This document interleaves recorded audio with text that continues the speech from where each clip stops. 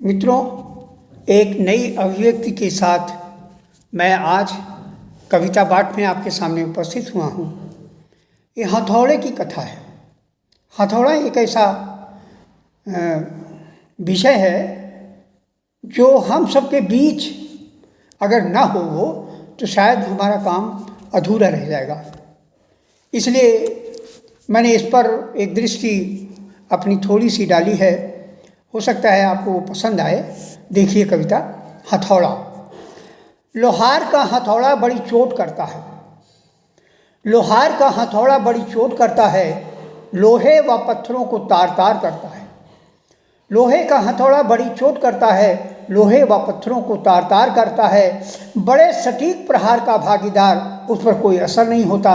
धमकता है तो हुलिया बदल देता है। ये हाल है हथौड़े का कि जिस समय पड़ता है धम्म से तो मालूम पड़ता है कि हमारा का सारा हुलिया बदल जाता है। उस पर लिखा है, बड़े सटीक प्रहार का भागीदार, उस पर कोई असर नहीं होता। धमकता है तो हुलिया बदल देता है। आगे देखिए, जब जब हथौड़े का पत्थरों से संबंध होता है, मूर्तियां गढ़ता, किले को जन्म देता। हथौड़े व छेनी का बड़ा संगीन रिश्ता है। हथौड़े के साथ छेनी भी बहुत जरूरी है। बहुत छोटी होती है हथौड़े से, लेकिन छेनी के बिना हथौड़ा बेकार है। तो वही हमने लिखा है कि जब जब हथौड़े का पत्थरों से संबंध होता है, मूर्तियां गढ़ता, किले को जन्म देता। हथौड़े व छेनी का बड़ा संगीन रिश्ता है। चरम पर मिलकर रचते नया सवेरा, काबिलियत तो खास उनमें नहीं होती, पर कार में धुरंधर। एक ऐसी आहुति है छेनी हथौड़े की, एक खुटखुट करती है, दूसरा प्रहार पर प्रहार करता है। देखिए दोनों के संबंध की व्याख्या है। चरम पर मिलकर रचते नया सवेरा, काबिलियत तो खास उनमें नहीं होती, पर कार में धुरंधर हैं। ये कैसी आहुति है छेनी हथौड़ी की, एक खुटखुट करती है और दूसरा प्रहार दर प्रहार करता है। ये कैसी फकीरी है हथौड़े की, खुद गुजरता है आहों के साथ, धुआओं के साथ आग में तपता है। आग में गलता लोहा मुलायम, हथौड़े के सिलसिलेवार प्रहार पर खूब हंसता और खिलखिलाता है। मैंने हथौड़े को फकीर की एक तरह से संज्ञा दी है। एक ऐसी फकीरी है हथौड़े की, खुद गुजरता है आहों के साथ, दुआओं के साथ आग में तपता है। आग में गलता लोहा मुलायम, हथौड़े के सिलसिलेवार प्रहार पर खूब हंसता और खिलखिलाता है। लोहार का हथौड़ा बड़ी चोट करता है, लोहे और पत्थरों को तार तार करता है। आगे देखिए, खारे खारे से लगते धर्मो कर्म, खारे खारे से लगते धर्म कर्म। कमाल का है लोहार का हथौड़ा, उसकी आंखों ने लिया सब जब से संकल्प जीने का। वो लोहार के हाथों रोशनी बांटने लगा, वह है जीवन पथ का विश्व गुरु यार। देखिए इसमें, खारे खारे से लगते धर्मो कर्म, कमाल का है लोहार का हथौड़ा, उसकी आंखों ने लिया जब से संकल्प जीने का। वो लोहार के हाथों रोशनी बांटने लगा, वह है जीवन पथ का विश्व गुरु यार। दशरथ मांझी के हथौड़े कि खामोश करतब ने माउंटेन मैन बनाया। दशरथ मांझी का किस्सा आप सब जानते ही हैं कि इन्होंने एक पहाड़ को बीच से काट करके रास्ता बना दिया। दशरथ मांझी ने हथौड़े की खामोश करतब ने माउंटेन मैन बनाया। हथौड़े के शब्दकोश में कुछ भी असंभव नहीं है। उसने एक पर्वत को खोद कर रास्ता बनाया। छेनी हथौड़ा 22 वर्षों तक साथ देता रहा। मांझी की वेदना को समझा हथौड़े ने। जिद थी कि अपनी पत्नी की याद में पर्वत की गहराइयों को काट गांव के लिए रास्ता बनाएंगे। साथ दिया हथौड़े ने, हो गया पथ प्रशस्त। छेनी हथौड़े आग की तपिश में तूफान ला देते हैं, जैसे सुनामी का कहर हो। मांझी की वेदना को समझा हथौड़े ने। जिद थी कि अपनी पत्नी की याद में पर्वतों की गहराई को काट गांव के लिए रास्ता बनाएंगे। साथ दिया हथौड़े ने, हो गया पथ प्रशस्त। छेनी हथौड़ा आग की तपिश में तूफान ला देते हैं, जैसे सुनामी की कहर। लोहार का हथौड़ा बड़ी चोट करता है, लोहे व पत्थरों को तार तार करता है।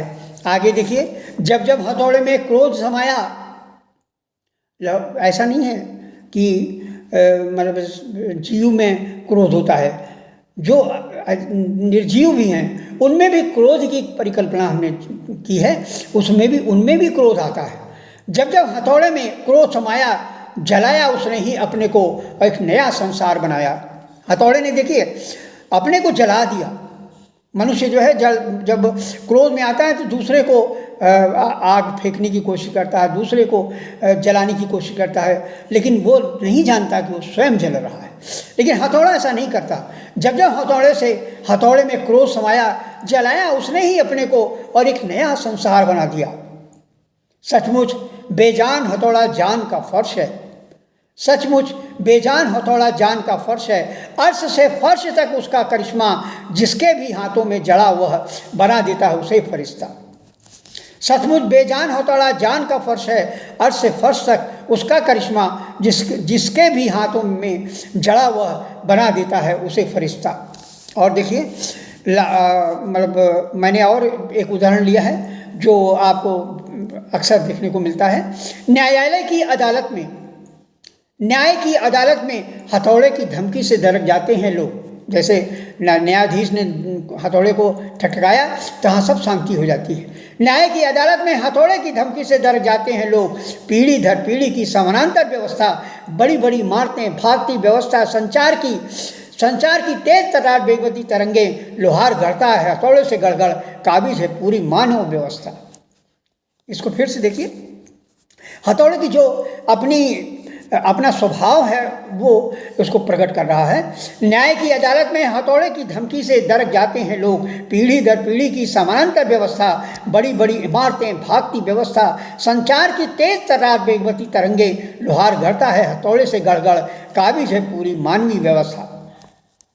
और अंत में मैंने कहा है, उसको भी देखिएगा कि हथौड़ा स्वयं कुछ नहीं करता, तो वो हुक्म उदुली करता है।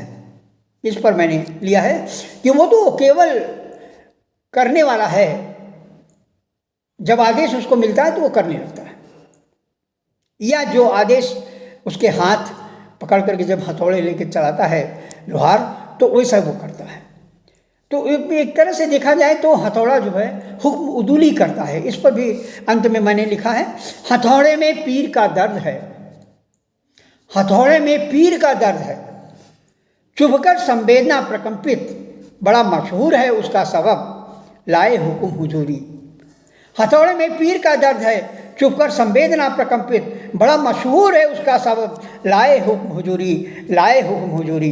देखिए हमारे यहाँ जितने भी फकीर हैं, संत हैं, और जितने भी हमारे यहाँ समाजवादी आदर्श रूप में नेता उभरे, उस सब ने यही प्रयोग किया अपने हथौड़े का, किसी भी न किसी रूप में, चाहे वो जुबान के रूप में किया हो, चाहे वो आँख के रूप में किया हो, चाहे वो मौन होकर के किया हो, लेकिन सब ने लाए हुक्म हुजूरी, उस मालिक की जो हुक्म हुजूरी है उसको वो काबिज करने की संसार में चेष्टा करते हैं। इसी पर मैंने इसको लिखा है, हथौड़े में पीर का दर्द है, चुभकर संवेदना प्रकंपित। हथौड़े में पीर का दर्द है, चुभकर संवेदना प्रकंपित, बड़ा मशहूर है उसका सबब, बड़ा मशहूर है उसका सबब, लाए हुक्म हुजूरी, लाए हुक्म हुजूरी, लाए हुक्म हुजूरी।